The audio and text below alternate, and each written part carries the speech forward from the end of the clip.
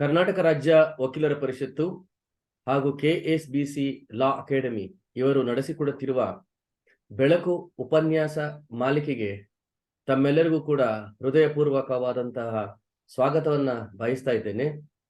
ಬೆಳಕು ಉಪನ್ಯಾಸ ಕಾರ್ಯಕ್ರಮ ತಮಗೆಲ್ಲ ಗೊತ್ತಿರುವಂತೆ ಒಂದು ನೆನಪಿನ ಮಾಲಿಕೆ. ಹಲವಾರು ವಕೀಲರು ತಮ್ಮ ಜೀವನವನ್ನ ವಕೀಲ ವೃತ್ತಿಗೋಸ್ಕರ ಸಮಾಜಕ್ಕೋಸ್ಕರವಾಗಿ ದಾರೆ ಎಳೆದು ಒಂದು ಉತ್ತಮ ಸಮಾಜಕ್ಕಾಗಿ ಉತ್ತಮ ವಕೀಲ ವೃತ್ತಿಯನ್ನ ಬೆಳೆಸಲಿಕ್ಕೋಸ್ಕರ ಒಂದು ಪ್ರಯತ್ನವನ್ನ ಮಾಡಿ ಅವರು ದೈವಾಧೀನರಾಗಿರ್ತಾರೆ. ಅಂತಹ ವ್ಯಕ್ತಿಗಳ ನೆನಪಿಗೋಸ್ಕರ ನಾವು ಈ ಬೆಳಕು ಉಪನ್ಯಾಸ ಕಾರ್ಯಕ್ರಮವನ್ನ ಪ್ರಾರಂಭ ಮಾಡಿದ್ದೇವೆ. ಈಗಾಗಲೇ ಹಲವಾರು ಉಪನ್ಯಾಸಗಳನ್ನ ಹೆಸರಾಂತ ವಕೀಲರು ನೀಡಿದ್ದಾರೆ. ಇಂದಿನ ಉಪನ್ಯಾಸ ಮಾಲಿಕೆಯ ಮುಖ್ಯ ವ್ಯಕ್ತಿ ಅಂತ ಹೇಳಿದ್ರೆ ಶ್ರೀ ಕಡಿದಾಳ್ ಮಂಜಪ್ಪ. ಇವರು ವಕೀಲರು ಹಾಗೂ ಕರ್ನಾಟಕ ರಾಜ್ಯದ ಮಾಜಿ ಮುಖ್ಯಮಂತ್ರಿಗಳು ಕೂಡ ಆಗಿದ್ರು. ಶ್ರೀ ಕಡಿದಾಳ್ ಮಂಜಪ್ಪ ಅವರು ಶಿವಮೊಗ್ಗ ಜಿಲ್ಲೆಯ ತೀರ್ಥಹಳ್ಳಿ ತಾಲೂಕಿನ ಹಾರೋಹಳ್ಳಿಯಲ್ಲಿ 1907ರಲ್ಲಿ ಜನಿಸಿದರು. ತೀರ್ಥಹಳ್ಳಿ, ಶಿವಮೊಗ್ಗ, ಬೆಂಗಳೂರು ಮತ್ತು ಮೈಸೂರುಗಳಲ್ಲಿ ವಿದ್ಯಾಭ್ಯಾಸ ಮಾಡಿ BA ಪದವಿ ಪಡೆದ ನಂತರ ಪೂನಾದಲ್ಲಿ ಕಾನೂನು ಪದವಿ ಕೂಡ ಪಡೆದರು. ಶ್ರೀ ಕಡಿದಾಳ್ ಮಂಜಪ್ಪನವರು 1927ರಲ್ಲಿ ಗಾಂಧೀಜಿಯವರ ದರ್ಶನ ಪಡೆದು ಅವರ ತತ್ವಗಳಿಗೆ ಮಾರು ಹೋಗಿ ಅಂದಿನಿಂದಲೇ ಕೂಡ ಅವರು ಗಾಂಧಿವಾದಿಯಾದರು. ಶ್ರೀ ಕಡಿದಾಳ್ ಮಂಜಪ್ಪನವರು 1935ರಲ್ಲಿ ಶಿವಮೊಗ್ಗದಲ್ಲಿ ವಕೀಲ ವೃತ್ತಿಯನ್ನ ಆರಂಭಿಸಿದರು. 1938ರಲ್ಲಿ ಕಾಂಗ್ರೆಸ್ ಪಕ್ಷದ ಸದಸ್ಯರಾಗಿ ಮದ್ದೂರಿನ ಶಿವಪುರದಲ್ಲಿ ನಡೆದ ಧ್ವಜ ಸತ್ಯಾಗ್ರಹದಲ್ಲಿ ಪಾಲ್ಗೊಂಡರು. ವಕೀಲ ವೃತ್ತಿಯಲ್ಲಿ ತಾವು ಗಳಿಸಿದ ಹಣವನ್ನು ಕಾಂಗ್ರೆಸ್ ಪಕ್ಷದ ಕಾರ್ಯಕ್ರಮಗಳಿಗೆ ಖರ್ಚು ಮಾಡಿದ್ರು. 1939ರಲ್ಲಿ ಅರಣ್ಯ ಸತ್ಯಾಗ್ರಹದಲ್ಲಿ ಪಾಲ್ಗೊಂಡರು. 1941ರಲ್ಲಿ ತೀರ್ಥಹಳ್ಳಿ ಕ್ಷೇತ್ರದಿಂದ ಮೈಸೂರು ಪ್ರಜಾ ಪ್ರತಿನಿಧಿ ಸಭೆಗೆ ಆಯ್ಕೆಯಾದರು. 1942ರಲ್ಲಿ ಕ್ವಿಟ್ ಇಂಡಿಯಾ ಚಳವಳಿಯಲ್ಲಿ ಶ್ರೀ ಕಡಿದಾಳ್ ಮಂಜಪ್ಪನವರು ಭಾಗವಹಿಸಿ ಸೆರವಾಸ ಕೂಡ ಅನುಭವಿಸಿದ್ರು. 1945ರಲ್ಲಿ ನ್ಯಾಯ ವಿಧಾಯಕ ಸಭೆಗೆ ಅವಿರೋಧವಾಗಿ ಆಯ್ಕೆಯಾದರು. 1947ರಲ್ಲಿ ರಾಜ್ಯದಲ್ಲಿ ಜವಾಬ್ದಾರಿ ಸರ್ಕಾರ ಸ್ಥಾಪನೆಗೆ ನಡೆದ ಚಳವಳಿಯಲ್ಲಿ ಭಾಗವಹಿಸಿ ಮತ್ತೆ ಸೆರೆಮನೆವಾಸ ಅನುಭವಿಸಿದರು. 1952ರಲ್ಲಿ ತೀರ್ಥಹಳ್ಳಿ ಕ್ಷೇತ್ರದಿಂದ ವಿಧಾನಸಭೆಗೆ ಆಯ್ಕೆಯಾಗಿ ಶ್ರೀ ಕೆಂಗಲ್ ಹನುಮಂತಯ್ಯನವರ ಮಂತ್ರಿ ಮಂಡಲದಲ್ಲಿ ಕಂದಾಯ ಮತ್ತು ಲೋಕೋಪಯೋಗಿ ಸಚಿವರಾದರು. 1956ರ ಆಗಸ್ಟ್ ತಿಂಗಳಿಂದ ಅಕ್ಟೋಬರ್ ತಿಂಗಳವರೆಗೆ 75 ದಿನಗಳ ಕಾಲ ರಾಜ್ಯದ ಮುಖ್ಯಮಂತ್ರಿಯಾಗಿ ಕೂಡ ಅವರು ಸೇವೆ ಸಲ್ಲಿಸಿದ್ರು. ಸ್ವತಂತ್ರ ಹೋರಾಟ ಮತ್ತು ರೈತರ ಹೋರಾಟ ವಸ್ತುಗಳು ಅಲ್ಲದೆ ಶ್ರೀ ಕಡಿದಾಳ್ ಮಂಜಪ್ಪನವರು ಕಾದಂಬರಿಗಳನ್ನು ಕೂಡ ಬರೆದಿದ್ರು. ಇವರ ಕಾದಂಬರಿಗಳು ಅಂತ ಹೇಳಿದ್ರೆ ಪಂಜರೋಳಿಯ ಪಂಜು, ನಾನು ಓದಿದ್ದೀನಿ. ನನ್ನ ಚಿಕ್ಕ ಹುಡುಗನಾಗಿದ್ದಾಗ ಪಂಜರೋಳಿಯ ಪಂಜು ಇದನ್ನು ಓದಿದ್ದೀನಿ. ನೆಳಲು, ಕ್ರಾಂತಿಕೂಟ, ನಾಳೆಯ ನೆಳಲು, ಕ್ರಾಂತಿಕೂಟ ಮತ್ತೆ ನನಸಾಗದ ಕನಸು, ಇವೆಲ್ಲ ಪುಸ್ತಕಗಳನ್ನ ಅವರು ಬರೆದಿದ್ದಾರೆ. ಮಾನ್ಯ ಕಡಿದಾಳ್ ಮಂಜಪ್ಪನವರ ಪತ್ನಿ ಶ್ರೀಮತಿ ಲಕ್ಷ್ಮೀದೇವರು ಕೂಡ ಲೇಖಕಿಯಾಗಿದ್ರು. ನಾನು 1988ರಲ್ಲಿ ವಕೀಲ ವೃತ್ತಿಯನ್ನ ಪ್ರಾರಂಭಿಸಿದಾಗ 88, 89 ಅಂತ ಕಾಣಿಸ್ತದೆ. ಶ್ರೀ ಕಡಿದಾಳ್ ಮಂಜಪ್ಪನವರು ವಕೀಲ ವೃತ್ತಿಯನ್ನ ಅವಾಗ್ಲೂ ಕೂಡ ಇನ್ನ ಮಾಡ್ತಾ ಇದ್ರು. ಅವರು ಜಸ್ಟಿಸ್ ರಾಮಾಜೋಯಿಸ್ ಅವ್ರ ಮುಂದೆ ವಾದವನ್ನ ಮಂಡಿಸಿದ್ದು ಕೂಡ ನಾನು ನೋಡಿದ್ದೀನಿ. ಅಂತ ಒಂದು ಸೌಭಾಗ್ಯ ಕೂಡ ನನಗಾಗಿತ್ತು. ಶ್ರೀ ಕಡಿದಾಳ್ ಮಂಜಪ್ಪನವರ ಜೂನಿಯರ್ ಆಗಿ ಇದ್ದಂತ ಶ್ರೀ NK ರಮೇಶ್ ಅವರು ಇಂದು ಹಲವಾರು ಶೈಕ್ಷಣಿಕ ವಿಚಾರದಲ್ಲಿ ಸರ್ಕಾರಿ ಸಂಸ್ಥೆಗಳಿಗೆ, ಅಂದ್ರೆ ನೀಟ್ ಮತ್ತೆ ಕರ್ನಾಟಕ ಎಕ್ಸಾಮಿನೇಷನ್ ಅಥಾರಿಟಿ, ಇಂತಹ ಒಂದು ಸಂಸ್ಥೆಗಳಿಗೆ ಅವರು ವಾದವನ್ನು ಮಂಡಿಸ್ತಾ ಇದ್ದಾರೆ. ಆದ್ರೆ ಇವರ ವಿಶೇಷತೆ ಏನಂತ ಹೇಳಿದ್ರೆ, ಬರೀ ವಾದವನ್ನು ಮಂಡಿಸಿ ಇಂತಹ ಒಂದು ಸಂಸ್ಥೆಗಳಿಗೆ ನಾನು ಕೇಸನ್ನು ಗೆಲ್ಲೇಬೇಕು ಅನ್ನೋ ಒಂದು ಉದ್ದೇಶದ ಜೊತೆಗೆ ವಿದ್ಯಾರ್ಥಿಗಳಿಗೆ ನಿಜವಾಗ್ಲೂ ತೊಂದರೆ ಆದಂತ ಸನ್ನಿವೇಶದಲ್ಲಿ ಅವರೊಂದು ಫೇರ್ ಸಬ್ಮಿಷನ್ ಅನ್ನ ಮಾಡಿ ಸಾವಿರಾರು ವಿದ್ಯಾರ್ಥಿಗಳಿಗೆ ಅವರು ತಮ್ಮ ಮಾರ್ಗದರ್ಶನವನ್ನ ಮಾಡಿದ್ದಾರೆ. ಮತ್ತೆ ಸಾವಿರಾರು ವಿದ್ಯಾರ್ಥಿಗಳು ಇಂಜಿನಿಯರಿಂಗ್ ಮತ್ತೆ ಮೆಡಿಕಲ್ ಕಾಲೇಜ್ಗಳಲ್ಲಿ ಒಂದು ಸೀಟನ್ನ ಪಡೆದುಕೊಳ್ಳುವ ಕಾನೂನು ಪ್ರಕಾರವಾಗಿ ಪಡೆದುಕೊಳ್ಳುವ ಒಂದು ಮಾರ್ಗದಲ್ಲಿ ಅವರು ಸಹಾಯ ಮಾಡಿದ್ದಾರೆ. ಇದು ನಿಜವಾಗ್ಲೂ ಕೂಡ ಶ್ರೀ ಕಡಿದಾಳ್ ಮಂಜಪ್ಪನವರಿಗೆ ಮಾಡತಕ್ಕಂತ ಒಂದು ನಿಜವಾದ ಕೀರ್ತಿ ಅಂತ ನಾನು ಭಾವಿಸ್ತೀನಿ. ಇಂದಿನ ಉಪನ್ಯಾಸ ಮಾಲಿಕೆಯಲ್ಲಿ ವಿಷಯ ಅಂತ ಹೇಳಿದ್ರೆ the Karnataka schedule caste and schedule tribes prohibition of transfer of certain acts 1978. ಈ ಒಂದು ಕಾಯ್ದೆಗೆ ಇತ್ತೀಚೆಗಷ್ಟೇ ಮಾಡಿದ ತಿದ್ದುಪಡಿಯ ಬಗ್ಗೆ ನಾವು ಚರ್ಚೆ ಮಾಡೋಣ. ಮುಖ್ಯವಾಗಿ ತಮಗೆಲ್ಲರಿಗೂ ಗೊತ್ತಿರುವ ಪ್ರಕಾರವಾಗಿ the provisions of the Limitation Act do not apply to the applications for resumption of land under the 1970 Act, as per the latest amendment, basically it says that there is no limitation. The resumption application can be filed at any point of time, and it's basically limitless, timeless. So under these circumstances, the application for resumptions are revived, rejuvenated, and continued. But in most of the cases, the Honorable High Court of Karnataka has not followed the amendment on various grounds, including the fact that it has not received the assent of the President, etc. But today, we have with us a well-known speaker, Mr. Suryanarayan Rao, a leading advocate and authority on the civil law from Chikkabalapur, who has a different vision, a unique vision on the entire amendment. And it's our privilege to hear from Mr. Suryanarayan Rao on the subject. So without much delay, I request Mr. Suryanarayan Rao to take over and guide us, sir. Thank you, sir. Thank you very much. Good evening, everybody. We are here today to discuss the effect of the latest amendment in Act 30/23 to PTCL Act. In order to understand the exact impact of this amendment, we have got to find out what is the law that's earlier to the amendment and what is the interpretation given by both by the Supreme Court and also by the Karnataka High Court with respect to the provisions of the PTCL Act. For that purpose, we are all aware that the Supreme Court has said in two important decisions that only because the PTCL Act does not prescribe a period for the authorities to take suo motu action or for making an application for restoration of the land, it was assumed that an application for resumption could be made or suo motu action could be taken at any time after the PTCL Act came into force. Then the matter was taken up before the Supreme Court, and the first decision rendered by the Supreme Court was in a decision reported in 2018, 5 KCCR, page 494. All of you are aware of this leading decision, Nekkanti Ramalakshmi versus State of Karnataka. In this decision, sir, one ನಿಮಿಷ ಆ judgment open ಮಾಡ್ತೀನಿ. In this decision, sir, 1 second. Yeah, right. Yes, sir. You may make a reference to paragraph 7 of the judgment. In the middle portion, I refer to only one sentence that after an unreasonably long period, that is 25 years after the Act came into force, this Kariyappa made an application for restoration under Section 5 of the PTCL Act. Then we come to paragraph 8, where the law is declared by the Supreme Court. Paragraph 8. However, the question that arises with regard to the terms of Section 5 of the Act, which enables any interested person to make an application for having the transferred annulled as void under Section 4 of the Act, this section does not prescribe any period within which such application can be made. Neither does it prescribe a period within which suo motu action can be taken.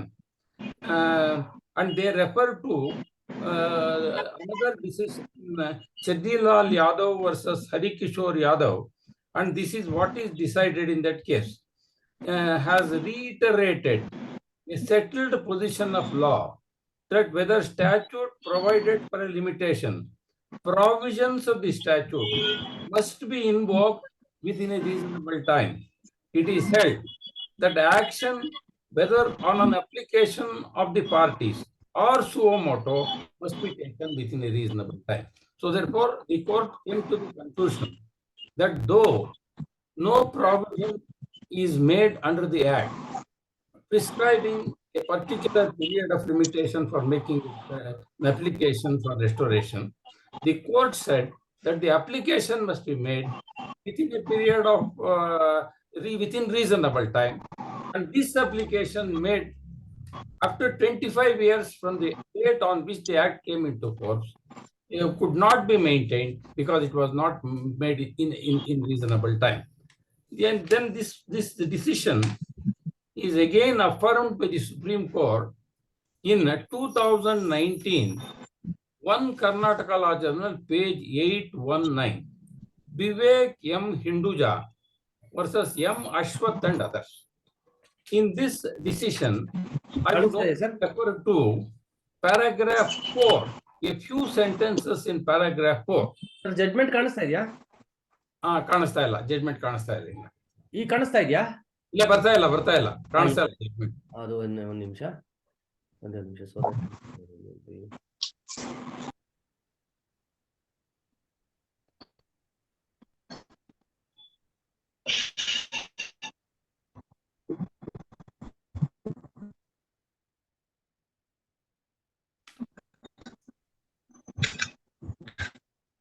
Sir open ಆಗಿದೆ, ಪರವಾಗಿಲ್ಲ ಬಿಡಿ. Yes, sir. In paragraph 8 of this judgment, the court refers to Nekkanti Ramalakshmi's case and Cheddilal Yadav's case and has held that this court has held, that is in those two authorities, this court has held that the authorities entrusted with the power to annul proceedings purported to have been made by the original grantees must exercise. Hello? Yes, sir. Must exercise their power to do so, whether on an application or suo motu, within a reasonable time, since no time is prescribed by law for taking such action. In the decided cases, action had been taken about 20 to 25 years of the coming into force of the Karnataka Act. So therefore, the court applying this principle, in this case, they quashed the order of restoration and order of restoration granted by the High Court. Then there is a detailed discussion in this regard in the decision of the Karnataka High Court reported in 2018, 3 KCCR, page 2635. This is a judgment of Justice G. Narendra. The Honorable Justice G. Narendra has referred to not only the cases referred to by the Supreme Court, but also a few other cases also. In paragraph 6 of the judgment, a reference is made to the Cheddilal Yadav's case, and the wordings of that case are also repeated. Then they refer to the Manchegowda's case, and a few lines from that judgment also are repeated. This is what is stated. It is even in the absence of any such statutory provision, that is like in section 5, the transfer of granted lands in contravention of the terms of grant or in breach of any law, rule or regulation covering such land will clearly be voidable, and the resumption of such granted land after avoiding the voidable transfers in accordance with law will be permitted. Avoidance of such voidable transfers and resumption of granted land through process of law is bound to take time. Any negligence and delay on the part of the authorities entitled to take action to avoid such transfers, though through appropriate legal process for resumption of such grant, may be further impediments in the matter of avoiding such transfers and resumption of possession of granted lands. So therefore, it is to avoid this problem that PTCL Act has come into force. Even without the PTCL Act, where the terms of the grant certificate or the rule under which it was granted is violated, the authorities had the power to resume the land. That would take a longer time. Therefore, the PTCL Act was brought into force.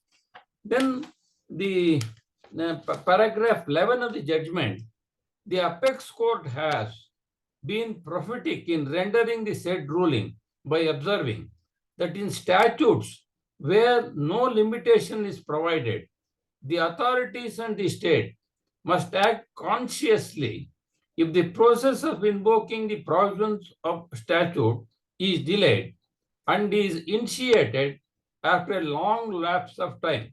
The delay by itself would act as an impediment.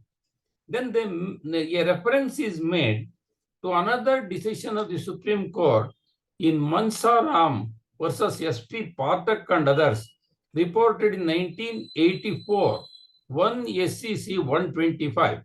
In this case, the apex court has held that where the time limit for taking action for eviction is not stipulated in the statute, the eviction after an unreasonable long lapse of time on the ground of initial occupation of the premises being sustainable. So this is another Supreme Court decision referred to by the court. Then in paragraph at page 71, but when the power is conferred to effect a purpose, it has to be exercised in a reasonable manner. The exercise of power in a reasonable manner inheres the concept of its exercise within reasonable time. Undoubtedly, no limitation is prescribed in this behalf, but one would stand aghast that a landlord, to some extent in pari delicto, could turn the tables against the person who was in possession for 22 years as a tenant. Then they refer to another in the same decision where power is conferred to effectuate a purpose, it has to be exercised in a reasonable manner, and the reasonable exercise of powers inheres its exercise within reasonable time. In that case, Commissioner exercised suo motu revisional jurisdiction under section 211 of the Bombay Land Revenue Code, which did not prescribe any period of limitation for exercise of the regional revisional power. Therefore, the power in the absence of prescribed period of limitation must be exercised within a reasonable time, and the period of 1 year was held to be too late. Then another decision is referred to, that is a State of Punjab versus Batinda District Cooperative Milk Producers Union.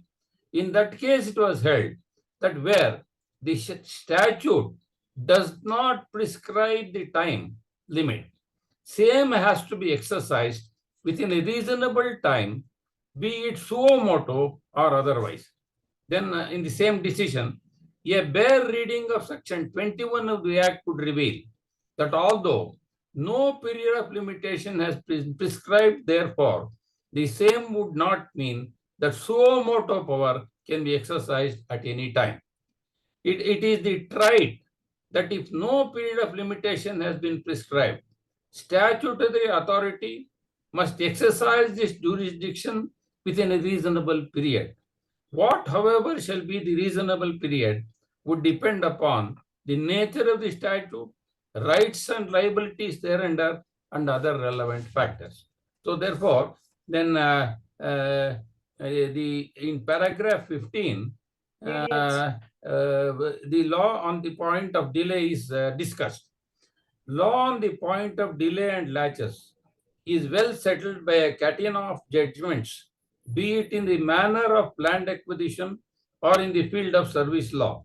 The apex court has been pleased to hold that unexplained gross delay would be fatal to the right of the party to seek judicial adjudication of these rights.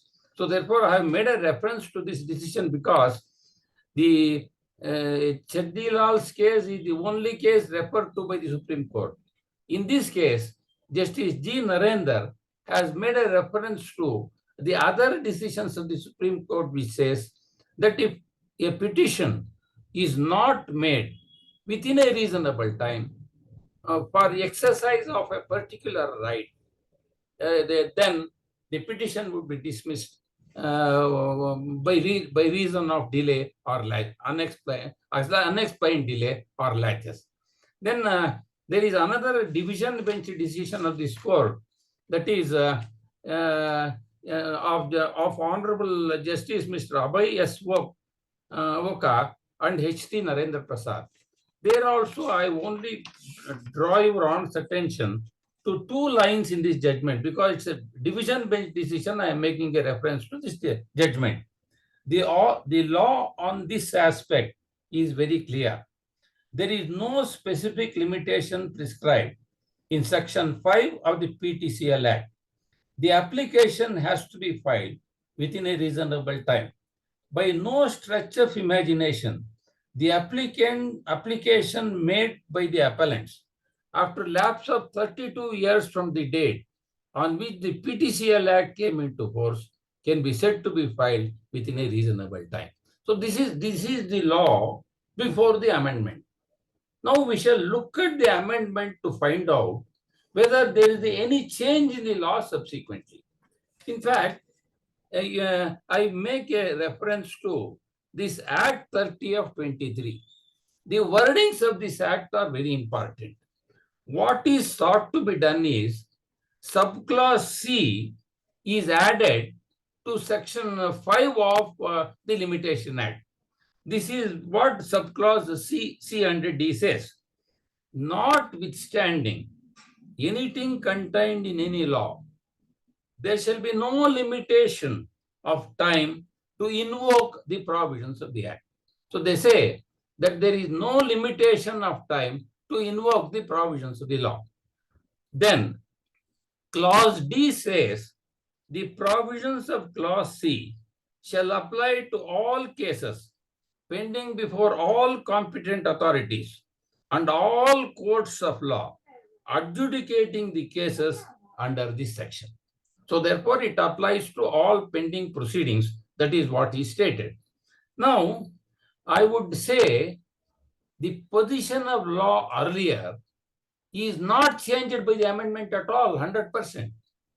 What was implicit in the original act, that there is no limitation at all for making a petition, is made only explicit under Section C. Section C again says that there is no limitation for filing any application at all. That means, it only means that under the Act, there is no specified time is prescribed for filing an application under Section 5 or for taking a suo motu action. So therefore, what it is like this. Suppose I would give you a small illustration. The leader of the opposition in the parliament was not invited to G20 summit. So he was not invited at all because no invitation was sent to him. Suppose an intimation is sent to him saying that you are not invited for the function at all. Does it make any difference? So therefore, the law was, it was inherent in the Act that no limitation was prescribed at all. Now it is made explicit by subsection C. So therefore, the fact that no limitation is prescribed for an application under Section 5 is not changed at all. So what was inherent is only made explicit by this amendment. Therefore, the various decisions rendered by the court are not annulled at all by this subsection. The decision of the Supreme Court and the decision of the Karnataka High Court, where they say that where no time limit is fixed, under subsection C, no time limit is fixed. Still, in such cases, the application will have got to be made within a reasonable period. Therefore, the law before the amendment is not changed by virtue of the amendment, though it was intended that the application could be made at any time by the concerned persons. So therefore, there is a deficient, and there is also one other thing in this section. It says, notwithstanding contained in any law.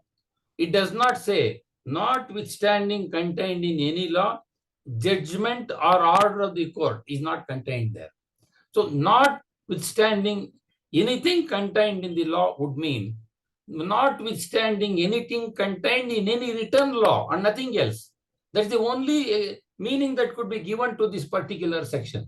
So, therefore, my understanding of the section is, even now, if an application is made after long lapse of time, in spite of amendment of the PTCL Act, by introduction of subclause C to section 5, the various decisions rendered to which I have made a reference would still continue to apply, and the applications can certainly be dismissed where there is unreasonable delay in making the applications. Probably I would say that probably if the amendment was in little different words, I will say, suppose if subsection C introduced by Act 30 of 23 was like this: notwithstanding anything contained in any law, judgment or order of any court, no action taken by any authority suo moto or on an application made by a party under this section be dismissed on the ground that such action or petition is barred by time or delay or acquiescence by reason of the action not having been taken or petition not having been preferred within a reasonable time. So if that was the amendment, things would have been different. So therefore, the amendment as it stands has no effect on the law that was in force, that was declared by the courts prior to the amendment. Therefore, my interpretation of this section is that it makes no difference, and therefore the amendment, according to me, is an useless piece of legislation which would require to be ignored. A very short question was involved in this short discussion. Therefore, I have confined myself only to the amendment and nothing else. Sir, thank you, sir. Now, just to add to from the constitutional perspective, there are two theories which govern the plenary legislation. One is a judgment of a court, a constitutional court, can be overcome by removing the basis of the judgment. For example, under the Bengaluru Development Authority Act, there was no provision for collecting certain rent, for example, dead rent or whatever it is. So the demands were raised, and the High Court and the Supreme Court, for example, declares that the BDA has no power to collect dead rent and the land, and therefore the entire levy of the tax was struck down by the High Court, and which is approved by the Supreme Court. Now, even under the, for example, Payment of Gratuity Act, the Allahabad High Court said that the teachers do not come within the meaning of the Payment of Gratuity Act because they are not employees under the Workman Compensation Act. Then the matter was taken to Supreme Court. Supreme Court read the definition of the act, the Payment of Gratuity Act, and declared that the teachers do not come within the meaning of the Payment of Gratuity Act. Now, the Parliament amended the Act retrospectively from 1997. Though the amendment was made somewhere in 2009 or so, the amendment was given effective from the year 1997, amending the definition of the section in such a way to include the teachers. Now, this is clearly permissible because all that the legislature did, all that the Parliament did, was to remove the basis of the judgment. Now, for example, to remove the basis of the judgment of Nekkanti Ramalakshmi and Vivek M. Hinduja, if the Karnataka legislature said that the limitation to file application for resumption of the land is, for example, 25 years, or even assuming that 60 years, because under the Transfer of Property Act, there was a provision for the assumption of For property, redemption of 60 years, now it is reduced to 30 years. 30 years. Or even assuming for a moment that they got to the extreme level of saying that the period of limitation for the purpose of resumption of land is 60 years. Then also it is within the legislative competence of the Karnataka legislature, number one. Second, because it is in the concurrently, it's a state legislation, for example, it's a state legislation. Second one is the Karnataka legislature, all that could have done is removing the basis of the judgment, because the Supreme Court said there is no limitation, therefore there is a vacuum, there's a complete vacuum, therefore you will introduce the judicial interpretation and say this is the limitation, for example 3 years or whatever it is. Now if the legislature had said that 25 years or even 50 years for that matter, under the extraordinary circumstances, that would have been perfectly all right. You are right. It You are right. would have removed the basis of the judgment.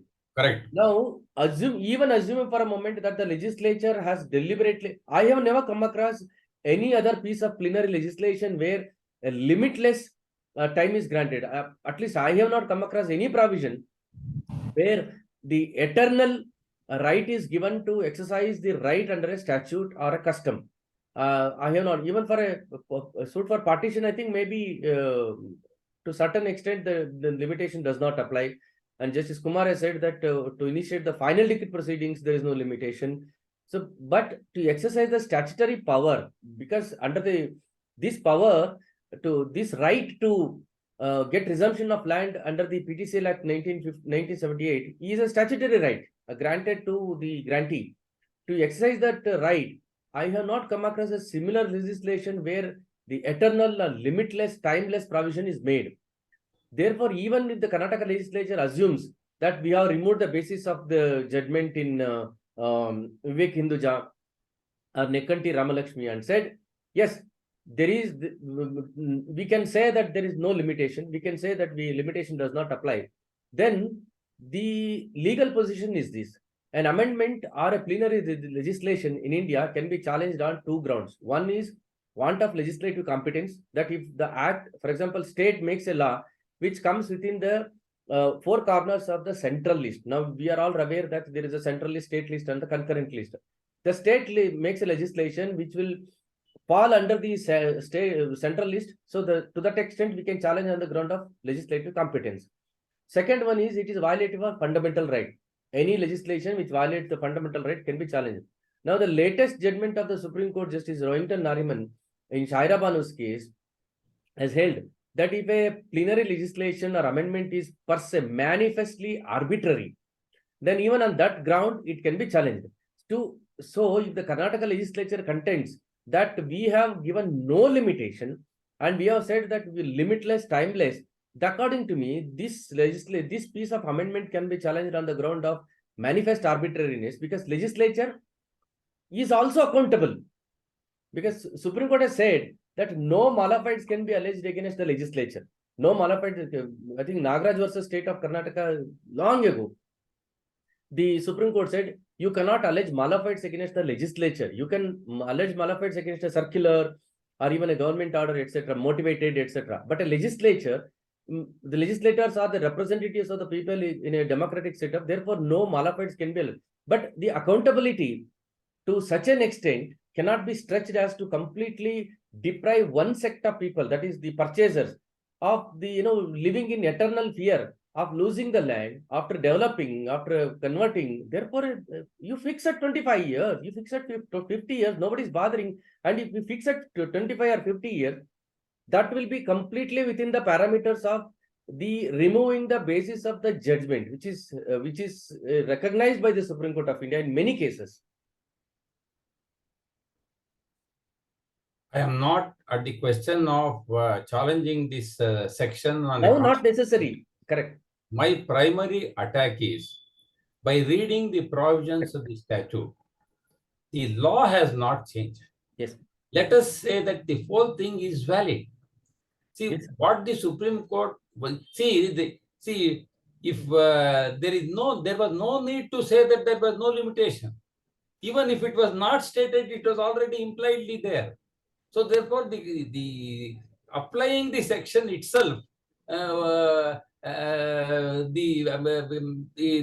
old decisions would continue to apply. In fact, law of limitation is primarily meant to cut down litigation.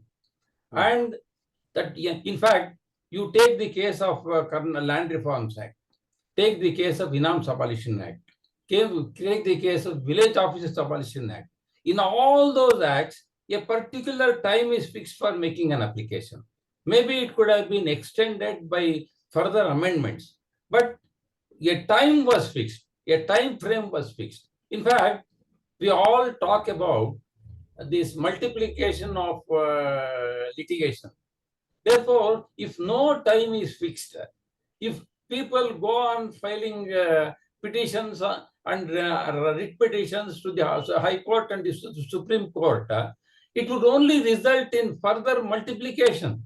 In fact, you see, a property is granted to a particular person in 1910. In 1915, he sells the property. And layouts have come. People have developed the properties. They have sold. Bungalows have come up on those buildings. And if this is up, if they say that in 2023, after 100 years, we can make an application and get a restoration of the land, would it be reasonable? So therefore, the legislature is completely wrong.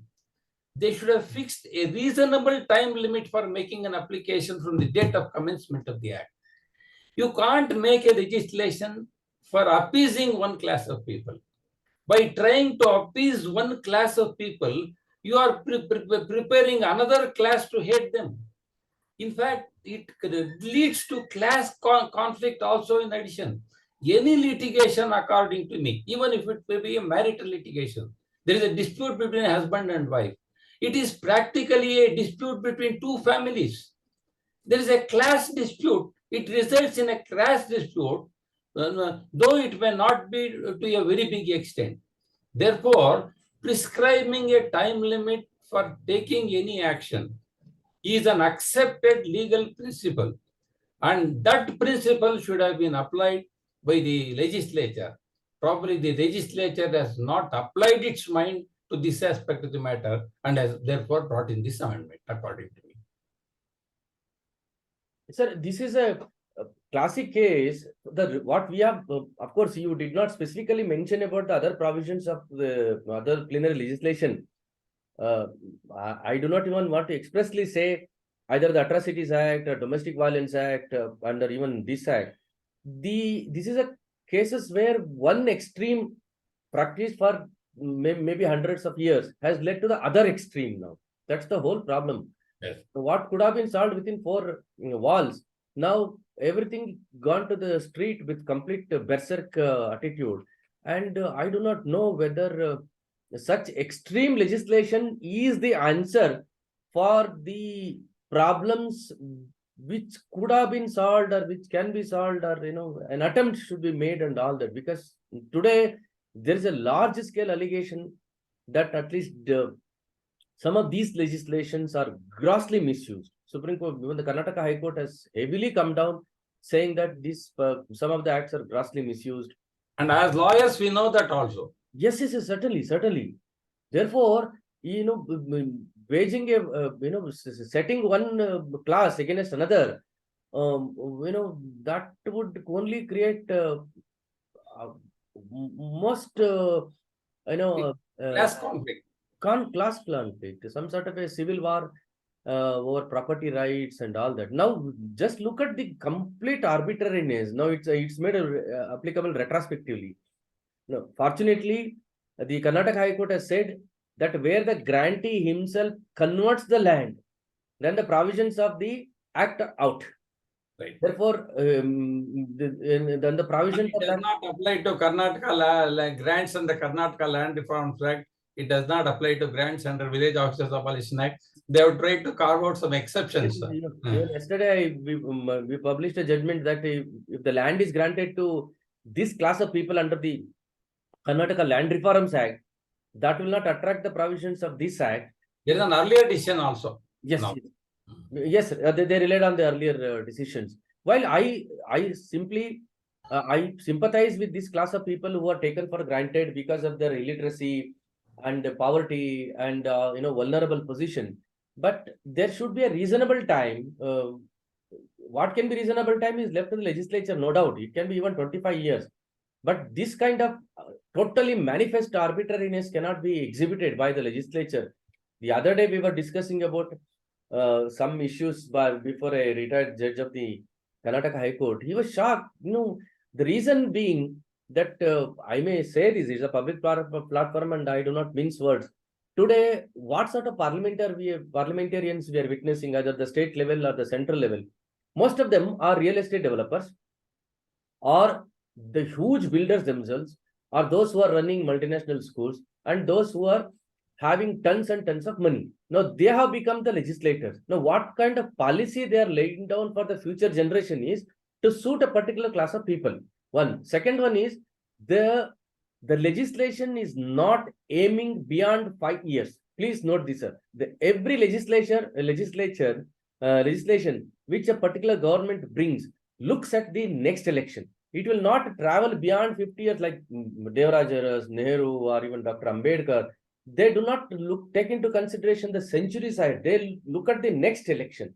This is the problem. This kind of legislations are the product of such narrow-minded horse with the blinker attitude. In fact, Ambedkar has said on the floor of the Constituent Assembly that reservations are like crutches to a lame man. And therefore, we are prescribing a particular time for this legislation under the Constitution. Today or tomorrow, we must grow. We must educate ourselves. We must throw away these crutches. We must stand on our own strength. That is what Baba Sahib Ambedkar has said. And apart from that, see, the state, if it wants to have any welfare schemes, it should embrace only 4 items. That is health, food, education, and shelter. These are the only 4 things under which laws can be made for protection of these rights of the people. In fact, if a man gets educated, he will get sufficient education to employ himself gainfully and earn a lot of income, become economically strong. And this is what is important. The government cannot now say, Paul, Peter and pay Paul. Now pay, rob Peter. Paul and pay the Peter, yeah. Yes, that's all. In fact, see, as you have already said, all these people own hundreds and thousands of crores of rupees. Suppose, can they bring a legislation like saying that what the money all parliament members have in excess of 50 crores, they shall be distributed to all weaker sections of the people? Can a legislation be brought like that? See, it is not as if you should appease people and create class hatred. It should not create class hatred. And apart from that, there should not be docket explosion by this. It's in fact, while passing every legislation, the legislature must be conscious of the fact what would be its effect on docket explosion. See, merely saying that we should bring it down is not the rule. The first thing is how litigation should be curbed is one. How litigation should be avoided is another. So how litigation can be avoided has not been focused upon by the legislature at all. See, one thing is, as long as the 3 pillars of democracy, that is judiciary, executive, and the legislature, we have honest people there. And they are able to govern us honestly. Then only democracy can work. In fact, even suppose there is a benevolent dictator, like some Maharaja. In fact, people say, even Maharajar Kaldale namak tumba chanagitu anta. Dubai, for example. Odier and others, though they had the absolute power in them, they were very benevolent people as far as the subjects were concerned. Therefore, see, think of a benevolent dictator. He would bring in better laws and govern us better than having all sorts of people in the three pillars of judiciary and rule us not with honesty, but with dishonesty. This should end. Then only we have some days, good days to come, and not otherwise. Sir, even before this, the 1956 Act, Hindu Succession Act, Hindu Marriage Act, and all that. Now, who brought this 1930 Act in Karnataka? Yeah. Yes. 1933 Act. Sorry, 1933. Therefore, anyway, on that note, we thank Mr. Suryanarayan Rao for giving this wonderful lecture. I hope that in the coming days, we will enrich ourselves with his guidance. And with the next meeting, with the next function on equally interesting subject, we shall resume our meeting again and discuss on a deeper subject. So thank you all, Shubha Sanjay. Thank you, sir. Thank you very much, sir.